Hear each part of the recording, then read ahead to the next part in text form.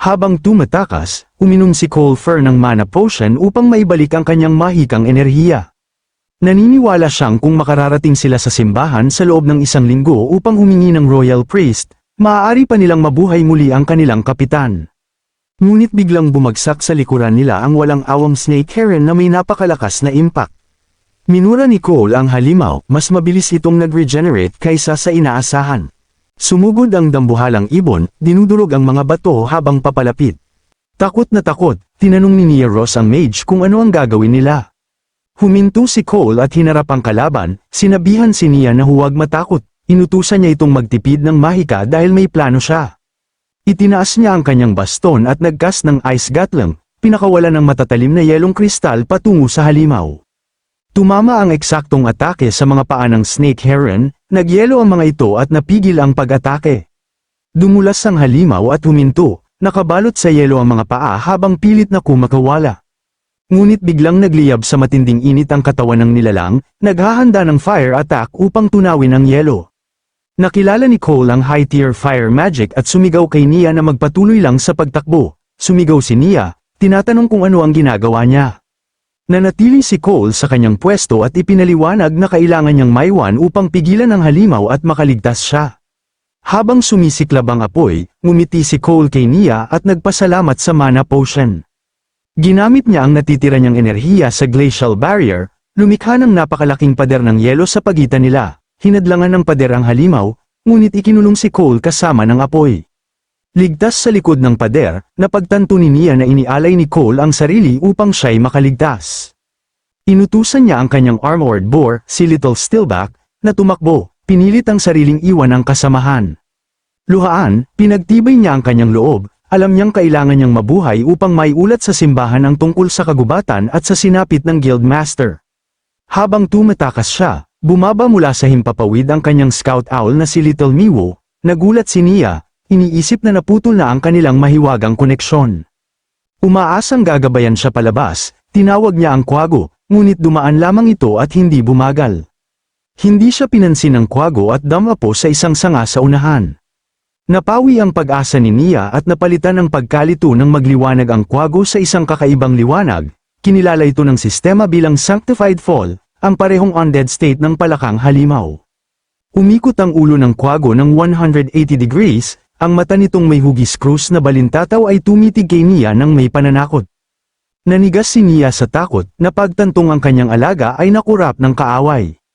Sa ibang dako, sa isang selyadong dimensyon, ang lupa ay parang libingan ng mga pinaghihiwa-hiwalay na bahagi ng halimaw. Pagod na pagod, nakaupo sa isang higanteng buto ang isang armored knight, si Gon, ang guildmaster ng 100 style. Nagbabala ang system window na nag-expire na ang kanyang energetic at man-alone buffs, at magsisimula ng ibawas ang kanyang stamina upang bayaran ang mahiwagang utang. Humihingal, tinanggap ng kabalyero ang parusa at ang paparating na pagod. Biglang nagsimulang gumalaw ang mga naputol na bahagi ng halimaw sa paligid niya, hinihila ng isang hindi nakikitang puwersa. Nagdikit-dikit ang mga ito at naging isang kahindik-hindik na haligi ng laman, isang tinig mula sa masa ang nangutya sa pagod ng kabalyero. Nabuo ang entidad, ang hari ng swamp forest, ang Kedoya Lawa, na natatakpan ng mga mata at Gal-Amey, tinukso nito si Gon, sinasabing pinatay na siya nito nang hindi mabilang sa loob ng 2 taon, at tinanong kung ubos na ba ang kanyang mga alas. Kinutya ni Kedoya Lawa ang kabalyero sa pagtingin sa kanyang system window, hinuhulaan na ang sistema ang sikreto sa mabilis na pag-unlad ni Gon. Ibinunyag ng halimaw na alam nilang transmigrator si Gon mula sa ibang mga universo, kaya nila siya inakit sa bitag na ito upang tuluyan siyang alisin. Nagbigay si Kedoya Lawa ng ultimatum, maging bangkay na puppet o sumali sa kanilang dimensional ascension. Tahimik na humingi si Gon ng sandali upang mag-isip, ngunit panlilin lang iyon. Hinigpitan ni Gon ang hawak sa kanyang dambuhalang espada at idineklara na tapos na ang kanyang pagninilay, sumigaw na ang sagot niya ay patayin silang lahat.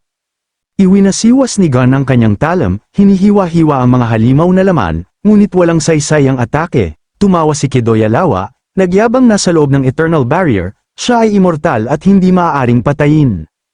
Agad na nagsimulang magbuo muli ang nagkahiwa-hiwalay na laman sa likuran ng kabalyero. Muling nabuo ang halimaw habang tinutokso si Gon, sinasabi nitong nasa hangganan na siya samantalang ito'y sariwa pa, at hinihingi na sumuko siya o mamatay. Hindi pinansin ni Gon ang pang-uuyam, binuksan niya ang kanyang inventaryo at kumuha ng isang bagay. Hinugot niya ang isang gintong sisidlan at buong lakas na inihagis ito sa ere. Nababasag ang lalagyan, at lumabas ang kumikislap na likido na kinilalang tunay na banal na tubig. Tumingin si Kidoya Lawa sa likido, naguguluhan sa sandatang iyon. Biglang sumiklab ang nakakasilaw na banal na liwanag mula sa likido at nilamon ang mga halimaw na laman. Napasigaw ang nilalang sa matinding sakit. Sinusumpa si Gon at tinatanong kung saan niya nakuha ang tunay na banal na tubig, lalo na't kahit ang mga anghel ay bumagsak na. Kalmadong ipinaliwanag ni Gon na sinusunog nito ang kaluluwa, kaya't walang silbi ang immortalidad. Ikinalungkot niyang ginamit ang trump card na ito, dahil itinatabi niya sana yun para sa tunay na utak ng lahat. Nilamon ng banal na apoy ang halimaw, isang huling sumpa ang binitiwan ni Kidoya Lawa habang nalulusaw ang katawan nito. Patuloy na nagngangalit ang banal na apoy nang biglang kumislap ang isang babala ng sistema kay Gon, may mataas na enerhiyang reaksyon at malapit nang mag-regenerate ang target. Isang napakalakas na bugso ng gintong enerhiya ang sumabog, sa halip na matunaw. Muling nabuo ang laman ng halimaw, nakalambang kay Gon sa magulong tanawin. Napagtanto ni Gon na sinusunog ng tunay na banal na tubig ang kaluluwa, iniisip niyang ang naglaho ng kaluluwa ay hindi na maibabalik, kahit nasa sanctified state. Kaya't nalito siya kung paano nakaligtas ang kalaban habang humuhupa ang usok. Lumitaw si Kidoya Lawa sa Sanctified Fall Mode, isang nakakatakot na lumulutang na pulang esfera na may mga galame at isang mata sa gitna. Tumawa ang halimaw, kinukutya si Gon at sinasabing walang bisa ang kanyang trump card. Sa pagkabahala, tinanong ni Gon kung paano agad nakakuha ng kapangyarihang umangkop ang halimaw. Ipinaliwanag ni Kidoya Lawa na salamat yun kay Gon mismo, pinaalala ang daliri ng Dragon Emperor na hiniwa niya noon. Nagtaka raw ito kung paano naputol ng sibat ni Gon ang balat ng Dragon Emperor, at napagtanto nitong binabalutan ni Gon ng tunay na banal na tubig ang kanyang sandata, nang mahulog ang daliri, nawala ito sa kagubatan. Ayon kay Kidoya Lawa, nahulog yun malapit sa mahihinang halimaw at nag-trigger ng katangiang inviolability na nagbigay daan upang matagpuan at mabawi ang bahagi.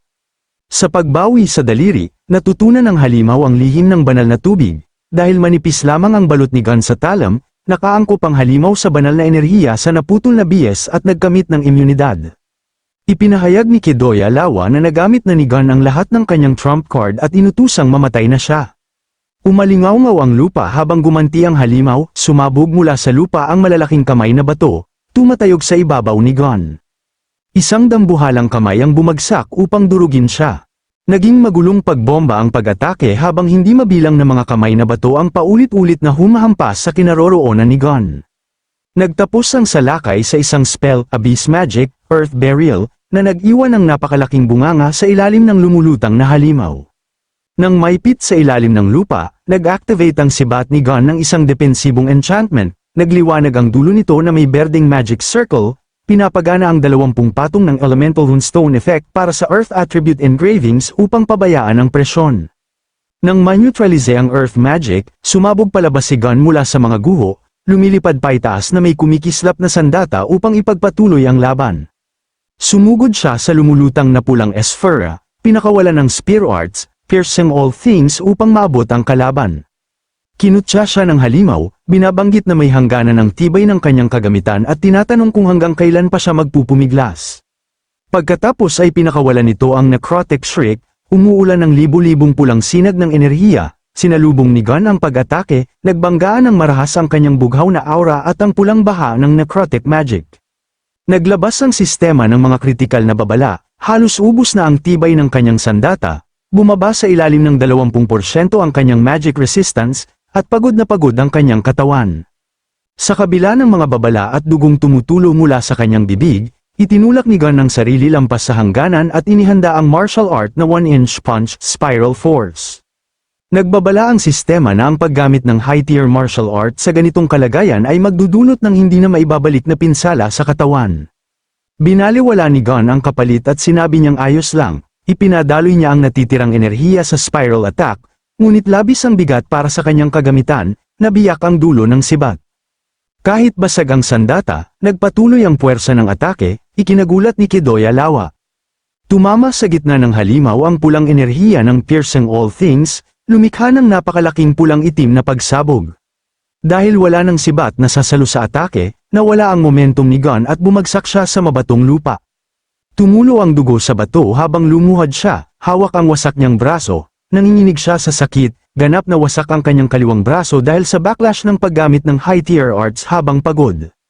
Hamupa ang usok at muling nabuo si Kidoya Lawa nang walang pinsala, kinut siya ng halimaw si Gon, tinatanong kung bakit siya naghihirap sa halip na mamatay na lamang. Habang nabubuo, tinukso nito si Gon at hinuhulaang sinusubukan pa rin niyang maghanap ng paraan para manalo sa isang walang pag-asang sitwasyon. Tahimik si Gon, nakatingin sa taas ang ulo, pinagsisihan niya ang kanyang estratehiya, na pagtantong nakamamatay na pagkakamali ang pag-ipon ng kanyang mga kasanayan, iniisip niyang sana'y ginamit niya agad ang lahat ng tunay na banal na tubig upang patayin kaagad ang kalaban. Biglang lumambang ang isang napakalaking anino sa ibabaw ng battlefield, ang daliri ng Dragon Emperor na nakalaban ni Gon noon ay bumagsak mula sa langit na parang bulalakaw. Habang bumabagsak ang atake, ibinunyag ni Kidoya Lawa na hindi mananalo si Gon dahil hindi siya nakikipaglaban sa isang karaniwang halimaw, kundi sa kapangyarihan ng buong Holy See. Ang dambuhalang kuko ay bumulusok pababa patungo sa sugatang kabalyero, handang durugin siya. Ngunit tumanggi si Gon na tanggapin ang pagkatalo, nagniningas ang kanyang mata na puno ng determinasyon. Sa natitira niyang lakas, binuksan niya ang inventaryo ng kanyang sistema.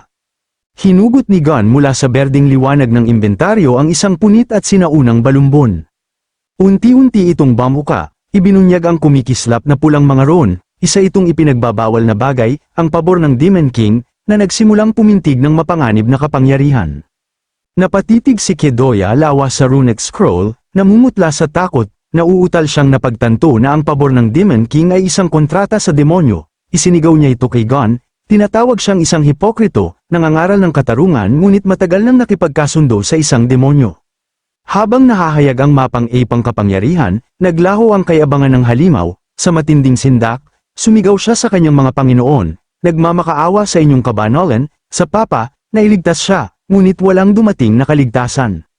Mula sa kawalan, isang napakalaking maltong kamay ang bumaba, kumikislap ng kosmikong enerhiya at lubhang mas malaki kaysa kay Kidoya Lawa, nabunyag ang tunay niyang anyo, isang maliit na pulang uod. Sumigaw ang munting nilalang habang sumasara ang kamay sa paligid nito. Na-activate ang teknik na hawak ng Oblivion. Kumuyam ang higanting kamay, agad na dinurog ang uod sa hindi mapipigilang puwersa. Natunaw sa kumikislap na alikabok ang mga labi ng halimaw, binura ang hari ng Swamp Forest mula sa pag-iral. Mula sa dilim na pinaglahuan ng halimaw, isang bagong entidad ang nagpakita, humakbang ito palabas, unay isang paa, kalansay na may kosmikong mga guhit, kumpleto na ang pagtawag, isang napakataas na kalansay na demonyo na nakasuot ng lilang balabal ang tumindig sa harap ng lupaypay na kabalyero, yumuko ang nilalang at binati si Gon, binabanggit na matagal na ang nakalipas. Tumawa ang demonyo, nililibak ang bagbog na anyo ni Gon, tinatawag siyang kaawa-awa at inaalala ang pagkakataong nabigo itong makapasok sa unibersong ito noon, sinasarkastiko nitong sinabing hindi niya malilimutan ang nakaraang kabaitan ni Gon. Itinuro ng demonyo ang mahaba at butong daliri sa kabalyero at nagmungkahi ng kasunduan, inalok niya si Gon ng napakalaking kapangyarihan, nangangakong magiging sapat yun upang lipunin ang masasamang nilalang ng Holy See, tinawag niya si Gon na Transmigrator. Kinikilala ang kanyang pinagmulan mula sa ibang mundo. Agad at marahas ang tugon ni Gon. Iwinasiwas niya ang kanyang talam ng enerhiya at hiniwa ang kontratang balumbon hanggang sa magkapira-piraso. Habang lumilipad ang mga piraso ng papel, idineklara ni Gon na bayad na ang kanyang utang at tabla na sila ngayon. Napayakap ang demonyo sa kanyang sarili sa pagkabigla, walang imik at hindi humanga sa pagtanggi ni Gon sa tukso, tinawag siyang isang pusong bato.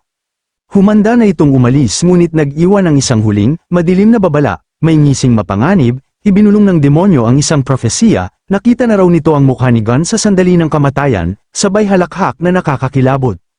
Naglaho ang demonyo, hinigop sa isang lilang puyo at nawala sa dimensyon. Sa ilalim ng tahimik na gasuklay na buwan, muling nanahimik ang selyadong dimensyon matapos ang pag-alis ng demonyo. Isang bintana ng sistema ang lumitaw sa harap ni Gon, ibinubunyag ang mabigat na kabayaran ng labanan, ubos na sa zero ang kanyang mana at critical ang kanyang health points. Habang patuloy na sinisipsip ng utang sa mana ang kanyang puwersa ng buhay, iniulat ng sistema na dahil nabura ang target, walang nakuha ni isang experience point. Napaupo si Gon, hingal sa matinding pagod habang nakatitig sa kodigo ng kanyang interface. Sa kabila ng panghihina, Sinubukan niyang gumawa ng huling koneksyon, tinanong niya ang sistema kung naging matagumpay ang Hope Coordinate Summoning at sinikap na magsimula ng dialogo sa kabilang individual. Isang pulang mensahe ng error ang kumislap, tinatanggihan ang kanyang kahilingan, ayon sa sistema, nabigo ang koneksyon dahil ang mga transmigrator system ay hindi magkakaugnay, iniwang nag-iisa si Gon. Samantala, pabalik sa kagubatan, isang dilaw na abiso ang lumitaw para sa slime mold, sinubukan nitong kainin ng isang bagay, ngunit iniulat ng sistema na nabigo ang dekomposisyon dahil ang target ay hindi na organiko. Nakakapit ang slime mold sa mukha ni Ray Carter, at laking gulat nito nang matuklasang naging estatwang bato ang mandirigma, sinuri nito ang petripikadong tao at napagtantong hindi ito makakain ng bato. Tumalo ng slime, nakita ang sandata ni Rake sa lupa at tinawag ang batong figura na Uncle, humingi ito ng pahintulot na kunin ang kagamitan, dahil malinaw na hindi na ito kailangan ng mandirigma. Itinuring ang katahimikan bilang pahintulot, masayang nagpasalamat ang slime at tumalbog palayo, iniiwan ang petripikadong mandirigma. Mabilis na naglakbay ang slime sa kagubatan, nagplano ito, kung tutulungan niya ang natitirang mga tao kapag sila'y nasa panganib, maaari siyang makisabay sa kanila patungo sa isang bayan ng mga tao. Namataan niya ang isang napakalaking estruktura sa malayo, sa pagitan ng mga puno, paglapag niya sa lupa, nakilala niya ang dambuhalang formation ng yelo, napagtanto niyang ito ang pader ng yelong nilikha ni Cole Fern, at hininuha na naroon ang mga nakaligtas. Gayunman, hindi ganap na dalisay ang kanyang motibo, napangisi siya, umaasang napatay na ang ostrich snake heron upang makapanghakot siya ng mga high-level na loot mula sa larangan ng labanan. Ginamit ang kanyang search skill upang eskan ang pader ng yelo, nagpa siya ang slime mold na obserbahan muna ang sitwasyon bago kumilos. Ngunit agad siyang nayanig sa kalupitang nasaksihan niya sa pamamagitan ng kanyang sensory network. Nakita niya ang dambuhalang ahas na si Heron, mahigpit na hawak ang bangkay ni Cole habang nakatayo. Binuka ng nilalang ang bibig nito at nilunok siya ng buo, kinakain siya upang dagdagan ang sariling lakas. Nanood ang slime mold sa matinding takot habang nagliliwanag ng mapanganib na pulang ilaw ang mga mata ng ibon, sinusuri ang paligid para sa susunod nitong pagkain. Napagtanto ang panganib, tumakas ang slime mold sa ibabaw ng yelo, nanginginig sa sindak, napansin niyang lalong lumalakas ang ibon sa bawat napapatay nito, at kinabahan siya na baka nabiktima na rin ang natitirang babae. Sa di kalayuan, desperadong sumigaw si Nia Ross sa kanyang scout owl na si Little Miwo, nakalutang ito sa himpapawid, may kumikislap na mga simbolong krus sa kanyang mga mata. Binaliwala ng napasamang kwago ang kanyang pakiusap at sinimulan ng isang high-speed dive attack patungo sa dati nitong amo. Sa matinding pagkabigla, napagtanto ni Nia na hindi na niya kasama ang kwago, pinatatag niya ang kanyang loob at inutusan ang kanyang baboy damo, si Little Stillback, na magsagawa ng kontra-atake. Sumunod ang nakabaluting baboy damo, ina-activate ang spiny back at nagpaputok ng matutulis na tinik patungo sa sumisisid na ibon. Gayunman, dumiretso ang kwago sa gitna ng atake, nakatuon ang mga mata kay Nia. Nagsimulang magliwanag ng enerhiya ang tukoy nito at lumaki ng hindi natural. Inactivate ng kwago ang kasanayang tinatawag na Iron Beak Gale, mabilis nitong iniikot ang ulo, lumilikha ng mabagsik na buhawi ng mga talam ng hangin. Hiniwa ng napakalakas na hangin ang kagubatan, pinuputol ang mga puno at nagpapalipad ng mga debris sa lahat ng direksyon. Wasak ang naging epekto ng atake, umikit ito ng malalalim na guhit sa lupa at pinagpira-piraso ang bubong ng kagubatan. Bumuhos mula sa langit ang mabibigat na troso habang isa-isang bumabagsak ang mga puno. Namilipit si Nia Ross sa lupa, tinatakpan ang kanyang ulo upang ipagtanggol ang sarili mula sa bumabagsak na kahoy, habang mula sa gilid ay nagmamadaling papalapit sa kanya ang slime mold. Nakaupo siya sa lupa sa gitna ng mga guho, nanginginig ang kanyang katawan, pumapasok ang takot sa kanyang boses habang sumisigaw siya para sa tulong, pabalik-balik ang tingin ng kanyang mga mata sa paligid ng pagkawasak, hindi niya maintindihan kung paano nauwi sa ganito si Mayo, kung paano lumala ng husto ang lahat. Lumingon si Nia at nakita ang kanyang alaga, nakadiin sa ilalim ng napakalaking na buwal na puno. Pinilit niyang manatiling kalmado at tinawag niya ito. Sinasabing huwag matakot, ipinaliwanag niyang susubukan niyang ipasok ang kanyang kapangyarihang mahikarito at ayusin kahit papaano ang sitwasyon. Ang baboy ramo ay nakasagot lamang ng mahihinang ungol ng sakit. Sa itaas nila, nakadapo sa sanga ng puno, may isang nilalang na parang kwago na nagmamasid, tatlong malamultong ulo ang bahagyang kumikislap habang ang mga pakpak nito ay kalahating nakabuka. Walang babala, sumugod ang nilalang, ganap na ibinuka ang mga pakpak habang umaatake. Halos wala ng oras si Nia para makareaksyon, umulong siya ng bahagya, itinakip ang mga kamay sa kanyang mukha sa takot, naghahanda sa impact na sigurado niyang darating, sa mismong sandaling yun, may kakayahang na-activate mind control. Napahinto ang kwago sa gitna ng galaw, nanigas ang katawan nito, at nag-iba ang anyo ng mukha habang ang mga mata nito ay nagliyab sa kakaibang liwanag. Biglang naglaho ang mundo sa paligid ni Nia, natagpuan niya ang sarili na lumulutang sa isang madilim, parang panaginip na espasyo. Agad niyang naunawaan kung nasaan siya, ito ang mental na mundo ni Mio, dahil sa pet contract, may mahinang pakiramdam na humila sa kanyang kamalayan. Lumingon siya at napansin ang isang malayong liwanag sa unahan.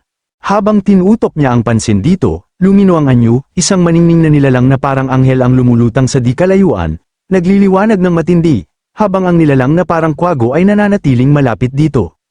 Nakatayo siya sa kakaibang kumikislap na mental na mundo, nakatingala sa nilalang sa itaas niya. Mabilis niyang napagtanto kung sino yun, at nagtaka kung bakit naroon si Lord Angel sa loob ng isipan ni Mio.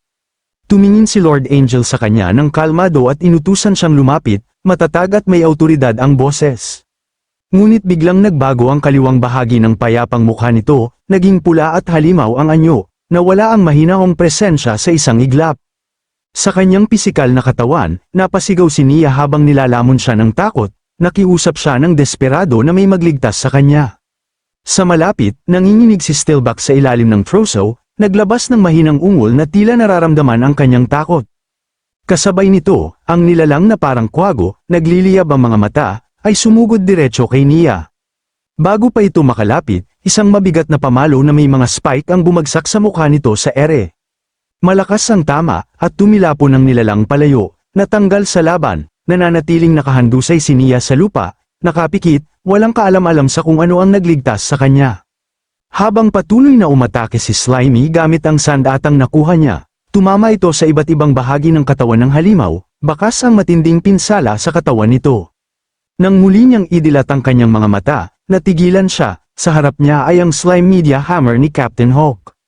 Iwinasiwas ni Slimy ang napakalaking sandata nang may lumalaking kumpiyansa, kumbinsido na perpekto na ang kontrol nito sa sarili nitong katawan. Inihambing pa niya ang hawak niyang sandata na tinatawag niyang Slime Mold Meteor Hammer. Sa isip nito, walang pinagkaiba ang bato sa bala, at ang flail ay parang isang kanyan. Ginamit niya ito muli upang pakawalan si Stillback, winasak niya ang kahoy na nakadagan sa likod nito. Matapos niyang wasakin ang mga puno, kinain niya ang kanyang sandata upang ilagay ito sa kanyang inventaryo.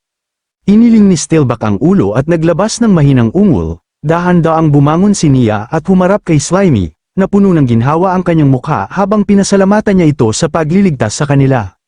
Marahan niyang binuhat si Slimy, at napuno ng luha ang kanyang mga mata habang mahina siyang nagsalita, sinasabing parang pamilyar ito, parang sa kaibuturan niya ay alam na niya kung sino ito. Nanigas ang slime, ang bilog nitong katawan ay tumigas sa purong gulat. Umaagos ang luha sa kanyang mukha habang mahigpit niyang niyayakap ang slime at idinidiin ito sa kanyang pisngi. Sa pagitan ng kanyang pagikbi, iginiit niyang alam niya ang katotohanan. Para sa kanya, hindi ito basta slime, ito si Captain Hawk, muling isinilang at bumalik sa eksaktong sandaling kailangan niya ng kaligtasan. Sa likod niya, nanatiling nakatayo si Stillback, tila natigilan habang nakatitig sa eksena nang hindi makapaniwala. Mula sa mga anino sa malapit, unti-unting lumitaw ang isang pares ng mga paa na parang ibon. Makalipas ang sandali, ang sugatang nilalang na parang kwago ay gumapang palabas mula sa likod ng isang nabuwal na troso, kahit sugatan, naglabas ito ng matinis at galit na sigaw. Nanigas si Nia, at agad na tumingin kay Stillback, tinanong niya kung kaya pa nitong lumaban matapos matanggap ang kanyang mahika, agad itong sumagot, malinaw na handa pa rin ito, hindi nag-atubili ang slime, lamambat at kumalat ang katawan nito, manipis na hibla ang gumapang sa lupa habang inactivate nito ang kanyang search skill. Sa sandaling yun, tuluyan ang napalibutan ng kwago gamit ang Pulsation Max. Sumisid pababa ang nilalang, walang tigil na tinutuka ang mga hibla ng slime at pinupunit ang sensory net. Ngunit bago pa ito makapagdulot ng tunay na pinsala, biglang nagbago ang anyo ng slime sa likuran nito, isang matibay na pamalo ang malakas na tumama diretso sa likuran ng kwago. Nagngit-ngit ito sa sakit at galit, sabay ikot at pagsugod sa slime bilang ganti. Doon eksaktong sumugod si Stillback, sinamantala ang pagkakataon, ibinangga ng baboy ang kanyang mga pangil sa tagiliran ng kwago ng buong lakas. Sa malakas na impact, napatilapon sa ere ang Quago, agad namang kumilos ang slime at naisip niya na ito na ang tamang pagkakataon. Kasabay nito, iwinasiwas ng slime ang kanyang pamalo ng buong lakas. Habang paulit-ulit niyang binabanggit ang kanyang pangalan, ginamit niya ang kanyang kakayahang plasmatic cannon. Napakalakas ng impact, dahil sa puwersa ng pagsabog, kumawala ang pamalo at lumipad lampas sa mga labi ng nilalang, bago bumaon ng malalim sa isang kalapit na puno. Nang inig ang braso ng slime habang inaabot nito ang sandata at pilit hinuhugot palabas, habang nagpupumilit, isang kaisipan ang pumasok sa isip nito, tila nasobrahan siya ng lakas sa pagkakataong ito. Tahimik na nakatayo si Nia, pinagmamasdan ng labi ng Quago na puno ng pag-aalala habang tuluyan na hugot ng slime ang kanyang sandata mula sa puno. Lumingon siya at masusing pinagmasdan ng slime, at doon niya napagtanto, ito ang parehong maliit na nilalang na nakilala niya sa tabi ng campfire kanina, ito rin ang presensyang naramdaman niya kanina, sa pamamagitan ng reconnaissance ni Mio. Umupo siya at dahan-daang inabot ang slime, tinanong niya ito kung matagal na ba siya nitong sinusubaybayan, at kung may espesyal ba itong nararamdaman para sa kanya, kung oo, tila napakataas ng kanilang pagiging magkatugma. Habang binubuhat ni Nia ang slime, kumislap ang kanyang mga mata sa pag-asa, iniisip na ito na ang matagal niyang hinihintay. Isang gintong magic circle ang lumitaw sa lupa sa ilalim nila, marahang kumikinang, sa loob nito, kumikislap ang mga salitang, "Pet Pact." Diretso itong sinabihan ni Nia at tinanong kung handa ba itong makipagkasundo sa kanya, ang kanyang ekspresyon ay kalmado, tapat, at puno ng pangako, nangako siyang aalagaan niya ito ng mabuti.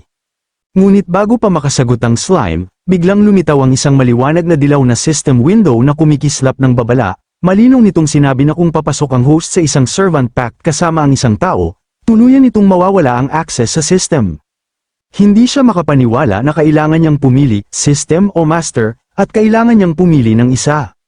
Nagsimulang mag-isip ang slime, kapaki-pakinabang ang system, malakas pa nga, nakakatulong ito sa paglaki niya, sa pag-survive, at nagpapadali ng lahat, ngunit sa totoo lang, parang kulang ito kumpara sa mga bida sa mga lumang, mainit ang dugong shonen na kwento, parang naging madali ang desisyon, ang mga numero, pop-up window, at walang emosyon na prompt, hindi nito matutumbasan ng isang totoong tao na nakatayo sa harap niya. Naglakbay ang isip niya, inimagine niya ang sarili kasama si Nia, nagsasanay sa ilalim ng malinaw na langit, tumatakbo sa maliwanag na dalampasigan. Sa kanyang isipan, sabay nilang hinaharap ang mga pagsubok, lumalakas bilang perpektong magkapareha, parang sa isang pamilyar na monster collecting na laro. At sabay silang nag-i-evolve sa bawat hirap at tagumpay.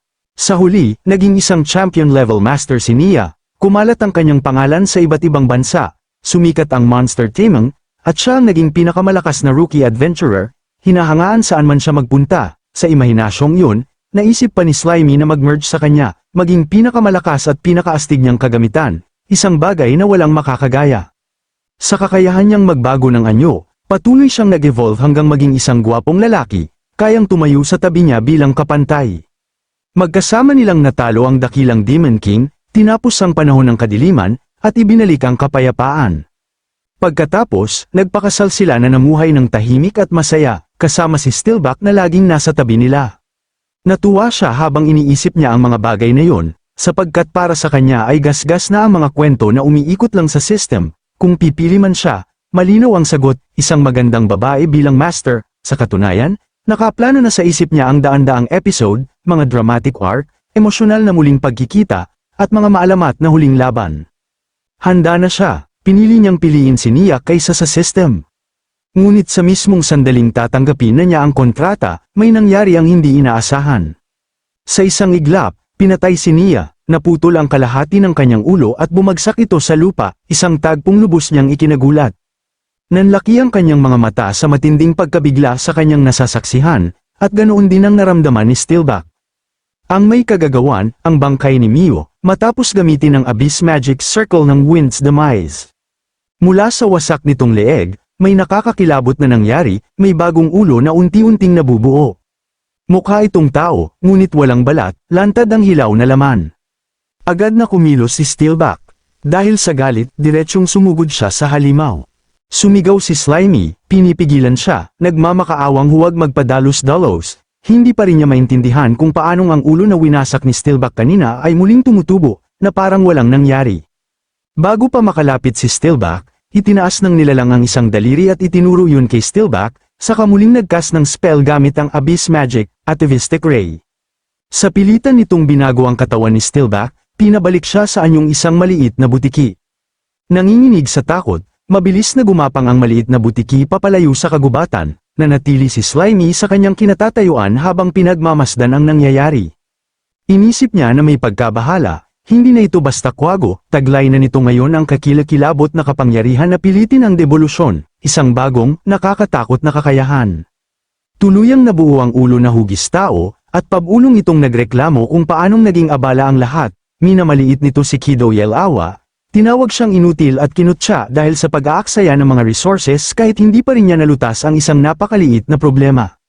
Hindi pa doon natapos ang panlalait, pinatamaan din ito ang matandang mula sa Holy See, sinasabing hindi sana nangyari ang lahat kung nakinig lang sila sa simula. Sa wakas, nagpakilala ang nagsasalita, si Merlin, Guildmaster ng Blue Hat Guild at isa sa 7 Holy Knights ng simbahan, halatang naiinis siya na siya pa mismo ang kailangang humawak sa sitwasyon. Sumulyap si Merlin sa langit at napansin na wala na ang imprisonment barrier. Habang nagkakast siya ng isang magic, sinabi niyang hindi niya hahayaang makatakas si Gun. Inactivate niya ang Tempest Wing at lumabas ang isang pakpak na spiritual. Mabilis na pumailan lang paitaas sa napakataas na bilis hanggang sa tuluyang maglaho sa paningin. Naiwan si Slimy, nakatayo sa tabi ng walang buhay na katawan ni Nia. Unti-unting pumasok sa isip niya ang katotohanan, may isa pang tao ang gumamit ng mahika upang ilipat ang kanyang kamalayan sa bangkay ng kwago. Tumingin siya pababa sa naputol na ulo ni Nia na nakahandusay sa lupa, at naisip niyang nangyari ito dahil napakahina niya, kaya hindi man lang siya itinuring na karapat-dapat pansinin, malakas ang tama nito sa kanya, kaparehong pakiramdam noong unang beses siyang napunta sa mundong ito. Masyadong mabilis ang lahat, wala siyang oras para eproseso ang nangyari. Napaiyak siya sa lungkot na pinatay ni Merlin ang magiging master sana niya, kaya hindi natuloy ang kontrata, kaya naisip na lang niya na mabuhay, at mananatili pa rin siyang lalaki, kahit sa puntong ito ay hindi na talaga siya tao. Sa pagkakataong yun, iisa na lang ang malinaw sa kanya, kailangan niyang maghiganti. Nag-alab ang galit sa kanya, nanumpa si Slimy na dudurugin niya ang ulo ng kalaban gamit ang sarili niyang cytoplasm, agad siyang kumilos ng mabilis sa kagubatan, hinahabol ang target sa ibang bahagi ng latian. Samantala sa kabilang dako, ipinaalam ng system ni Gun na kumpleto na ang pagbabayad sa utang na mana, kaagad itong sinundan ng babala tungkol sa kanyang kondisyon, ang kanyang kalusugan ay bumaba sa 789 mula sa 2.8 milyon, at malubha ang pinsala sa kanyang braso na kailangang gamutin agad. Sinabihan ni Gun ang system na tumigil sa pagsasabi ng mga halatang bagay, wala na siyang natitirang lakas, inutusan niya itong ipagpatuloy ang pakikipag-ugnayan sa transmigrator na tinawag gamit ang Hope Coordinate. Sumagot ang system na hindi gagana ang long-distance communication hanggat hindi pa ganap na naitatag ang koneksyon, at pinayuhan siyang patuloy na gumalaw upang makahanap ng mas malakas na signal. Alam na ni Gun na magpapadala ng reinforcement ang Holy See, kapag dumating ang mga yon, wala nang paraan para makatakas, kailangan niyang mahanap ang bagong transmigrator at makaalis agad sa latian. Habang naglalakad siya sa kagubatan, bigla siyang nakaapak sa isang malambot at madulas na bagay, dilaw at malagkit habang tumutulo ang dugo sa kanyang kamay. Sa parehong oras, tuluyang nalock ng search skill ni Slimy ang target. Sa akala niyang nahanap na niya ang halimaw na mahaba ang leeg, agad siyang umatake ng walang pag-aalinlangan. Iwinasiwas niya ang kanyang sandata ng buong lakas at diretsyong pinukpok ito sa ulo ni Gun. Ngunit may mali. Parang may tumutol, parang tumama sa matigas na baluti, hindi rin tama ang hugis ng target.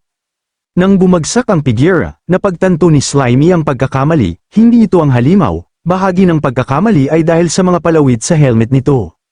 Mabilis na humingi ng paumanhin si Slimy, sinisi ang madilim na kagubatan at nagreklamo pa sa magarbong helmet na nagpapahirap makakita habang tinanong niya ito kung buhay pa.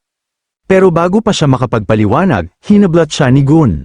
Nakilala nito ang sandata ni Hawk at naamoy ang dugo ni Nia sa katawan ni Slimy, agad siyang inakusahan na pinatay nito ang kanyang mga kasamahan sa guild, at inakalang konektado siya sa simbahan.